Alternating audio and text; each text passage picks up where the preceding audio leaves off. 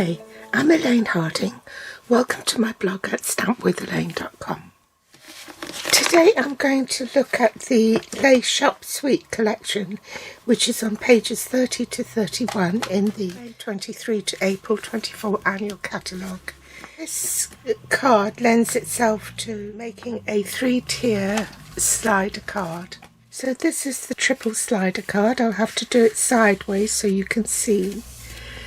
And I've also added a stand at the back so there's somewhere to sign off and also to make your card stand up and display it. So you can either display it shut or you can open it up and display it whole.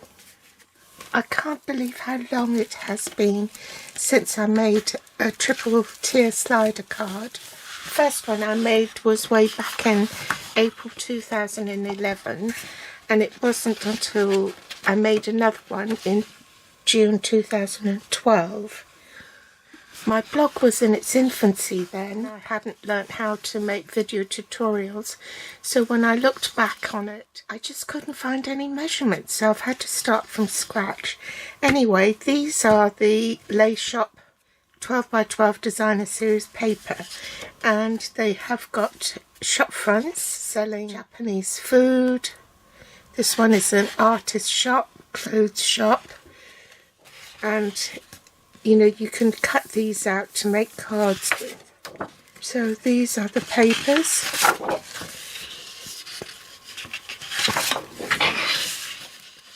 I love this washed background, don't you? And more shops. This one is a bakery. That's an ice cream parlour. That one's a butcher's. I don't know what that one is. Noodle shop. And this one you've got bookshop, florist. And that sells, I think those are books and paint, flowers. Fussy cut these papers for my shop front, for my card front, and because this is Designer Series paper, if you mount it and put it on the front of your card, because it's so much lighter than ordinary cardstock, it won't hold up to being raised up on dimensionals. So what I did was I put temporary glue on there, stuck it onto a piece of cardstock, then cut round it to make an outline, so put dimensionals on the back and put it on my card front. So I'm going to pop this on and set it aside for later. The inks I'm using are Tuxedo Black Memento ink, Balmy Blue ink, Misty Moonlight ink, blending brush, and rather a lot of stamping blends.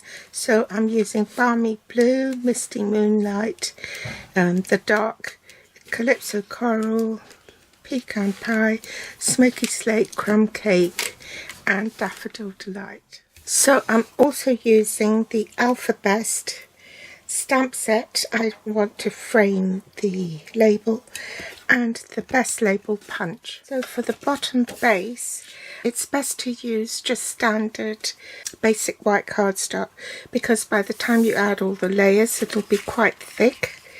So the bottom layer is 11 5/8 by 4 1/2, and in metric that will be 28.5 centimeters by 11.5 centimeters. And for the middle panel, or the second tier, this measures 3 1/8 by 10 1/4, and in metric that will be 8.5 by 25.5 centimeters. Your top layer is 3 by 3 inches squared, so that's 7.5 by 7.5 centimeters, and that too is in basic white.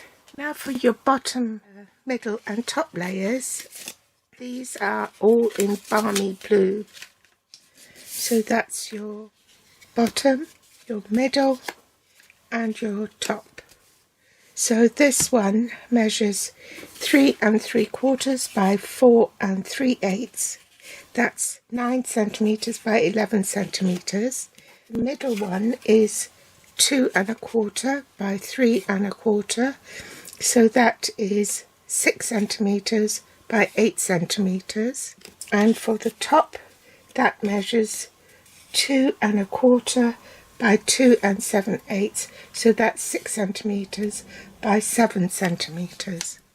Then for your bottom layer, you actually need to cut that out of designer series paper, and that is 3 5/8 by 4 1/4, so that's 9 centimeters by 11 centimeters. For the middle piece, it's in basic white. You're actually going to stamp on that, and that measures 2 1/8 by 3 1/8, and in metric that's 5.5 by 7.5 centimeters, and that goes on top of that. For your last layer, the top layer, it also measures 2 1/8 in height, but 2 3/4 in width, and that is 5.5 centimeters by 6.5 centimeters. And for the back of the stand, you need a piece that measures 8 1/2 by 3 inches, so that's 7.5 by 21.5 centimeters. In the scoreboard, I find it easier to do on the video to show you where to score than on the trimmer. So place the long side at the top, and your largest piece of basic white you score at 3 7/8 and 7 3/4, and in metric that will be 9.5 and 19 centimeters. Okay, then take your middle piece and the long side at the top, you score at 3 3/8 and 6 7/8, and in metric that will be 8.5 and 17 centimeters.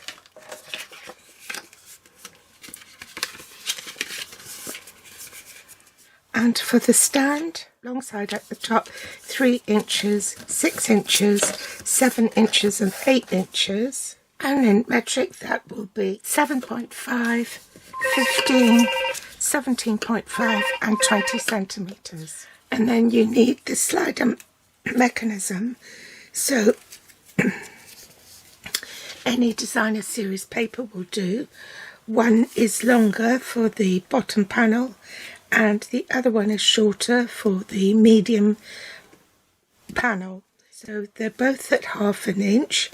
One is 1/2 inch by 3 1/4 inches, and this one is 1/2 inch by 3 inches.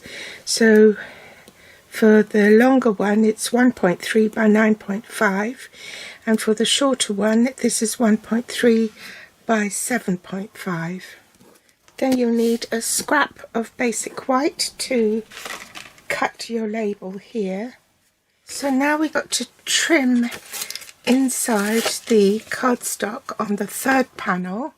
So this is the last panel, and you want to line your cardstock at the 1 inch mark to the right of the cutting groove, and you cut from 3 inches, so find 3 inches, drop your blade down and cut up to the 1/2 inch mark here. Okay, now fold the card over so you can position it at the 1 inch mark to the left of the cutting groove. Make sure that score line, 7 3/4 score line, is at the 1 inch mark. Then you cut from 3 inches up to 1/2 inch. In metric, align it at 2.5 to the left of the cutting groove. Cut from 1.3 down to 7.5, and then align that score line, which is the 19 centimeter score line, align that at 2.5 to the left of the cutting groove and cut from 1.3 down to 7.5. Now take the middle panel And again, line the left edge at 1 inch, and this time you want to cut down from 1/4 of an inch down to 2.5 inches. Okay, so 2.5 inches, cut up to 1/4 of an inch.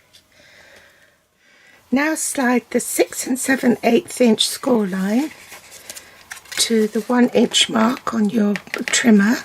So that's 1, 2, 3, 4, and you cut again from 2.5 inches up to 1/4 of an inch. And in metric, you align your left edge at 2.5 centimeters and cut down from 0.5 down to 6.5, I think it is, centimeters. Then slide your cardstock at the 17 centimeter score line to the 2.5 centimeters score line at the top, and cut again from 0.5 down to 6.5 centimeters. Now we want to put our sliding mechanism in. So with the panel open, you slide this through, okay, and make sure it's right at the bottom of the track. Now I want to fold that over, so I'm going to put the tip of my bone folder there and fold it back, then crease it, because you don't want it too tight, and do the same here. Fold it over so it's just a smidge away from the edge. Now this is too long, so I'm going to snip that off a little bit. Now I want to turn the thing round this way, okay, so that this sticky strip here will be facing the inside, and I'm going to put my card and center it on the flap inside here, and I'm going to fold that card in, remove this, and then fold that shut, so that becomes your top layer. I'm going to do the same now for this piece.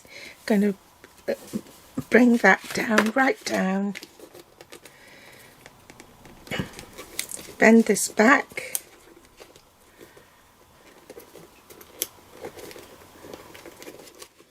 and bend that back. This might be a bit too long, so I'm just going to snip a little bit off. Better to have too much than too little. Alright, flip it back over this side, put tear and tape on. Make sure you don't get it over the track. Keep within your designer series paper.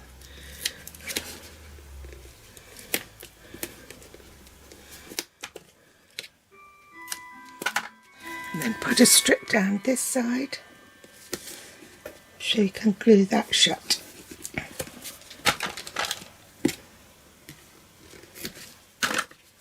So take this piece.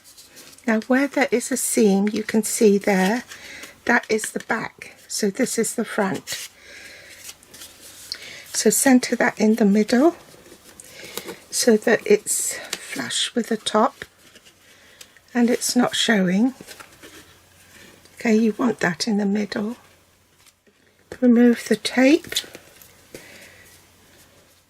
and fold that over. Move this tape and fold that over. So now you have your 3 tiers. Now you want to glue your matte layer down, so leave an even border all round.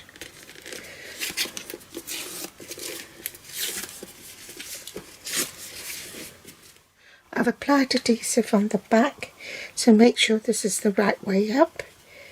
even border all round and stick that down. So I'm going to stick this one down that I fussy cut. So I'll raise that on dimensionals as well. Now this is the middle piece and that gets stuck onto here. It's larger than I need. I really want to find out before I stick it down permanently. I want to find out where I should stamp. Put it on there temporarily so I can draw a line. And that's where I know I want to stamp. Bring back my Tuxedo Black Memento ink. Ink it up.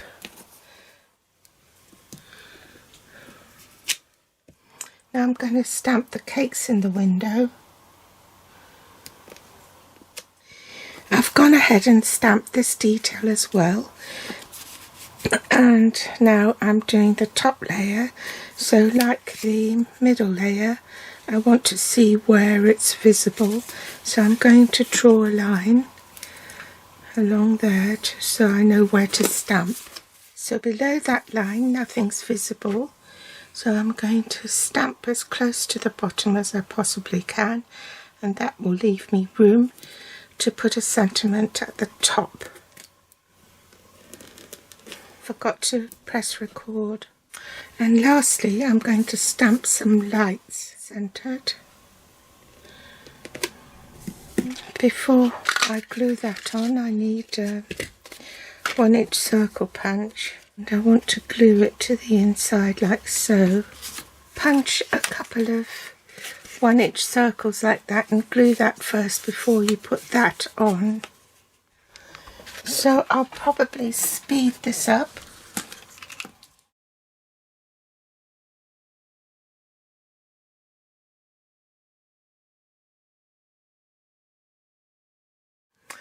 Now I'm going to add both Smoky Slate and Crumb Cake. Smoky Slate for the letterbox opening and Crumb Cake for the bread.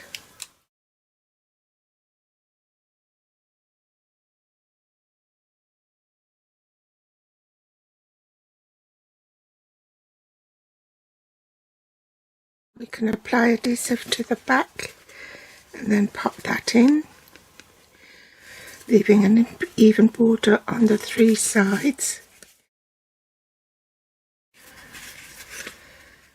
And there you go, there's your 3-tier card. Now I'm going to attach my stand. So the first is a mountain fold, valley and mountain fold. I've put a piece of adhesive strip there, and when you attach the stand, where the fold is, the narrow flap is, that will go against the back of your card. So this is the bit you want to stamp on. Okay, I'm just going to stamp a simple flower pot and colour that in. So I'm going to colour my flower pot in Pecan Pie. So fold that and then attach it like so. Want to put tape on the back here. Make sure that that's the bottom, and you want to pop that so that it is equidistant on either side. Then remove the backing tape, and there you have it. So you can address it and then sign it, and you've got a card that will pull up like so. Last thing to do, from the Alphabest, I'm going to stamp my frame, punch that out. There's some leftover ink from here, I don't need to re-ink it. Put dimensionals on this end